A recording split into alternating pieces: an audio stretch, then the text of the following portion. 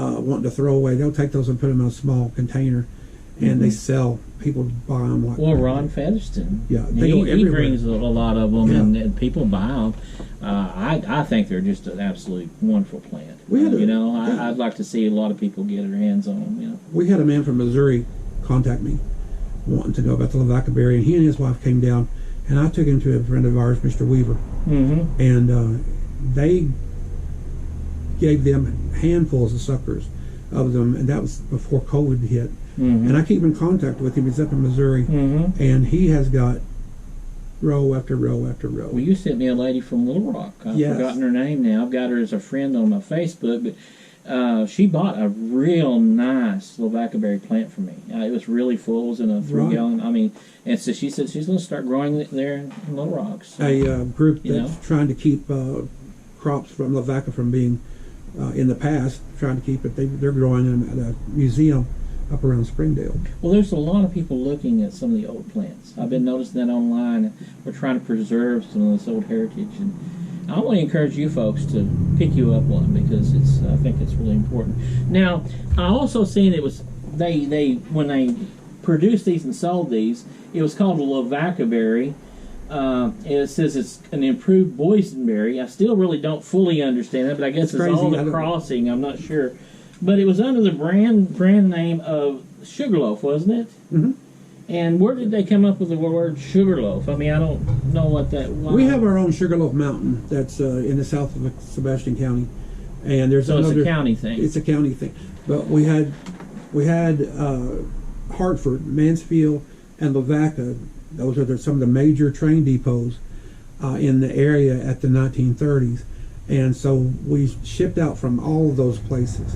And in the 40s, probably early 40s too. In the early 40s up until well, the berries were sold up until the 50s. Oh, I did not know that. We had, and then a little bit of prosperity came. The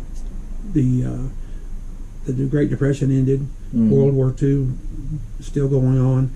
And then in the 50s, we had a period of prosperity where all the soldiers were home. Yes. And the jobs were plentiful. And honestly, cars could get you to Fort Smith.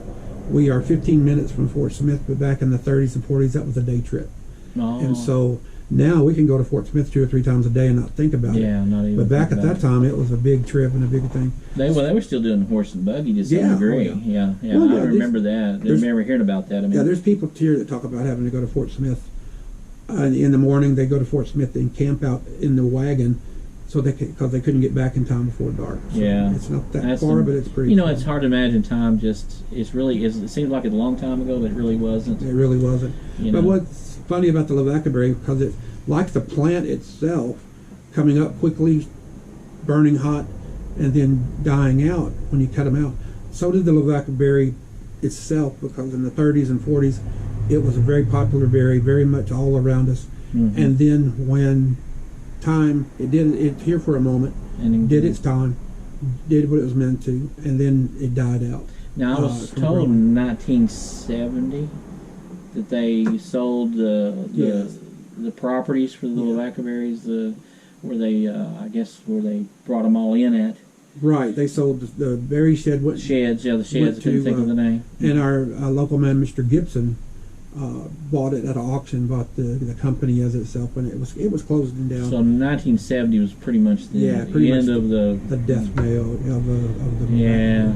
Well, I think it's something that people really ought to consider. I mean, I think we should keep some of these old things going. It's entertaining, and actually, it's the history. It gets you out of the house.